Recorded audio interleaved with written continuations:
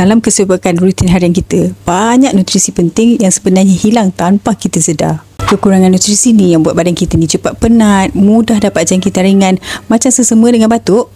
Gabungan 3 nutrien yang akan saya kongsikan nanti boleh bantu bagi sokongan yang stabil dan konsisten untuk imuniti harian kita. Yang pertama, vitamin C. Vitamin C ni dibantu lindungi sel imun daripada kerosakan, dan dia juga tingkatkan kecekapan badan untuk hasilkan sel pertahanan. Yang kedua, vitamin D. Dia bertindak untuk mengaktifkan sel imun dan juga buat badan kita ni lebih responsif. Yang ketiga, zinc. Vitamin zinc ni penting untuk pembaikan dan juga pembentukan sel imun baru. Kalau kita kekurangan zinc kan, dia boleh melemahkan fungsi T cells dalam badan kita ni dan dia akan melambatkan proses pemulihan.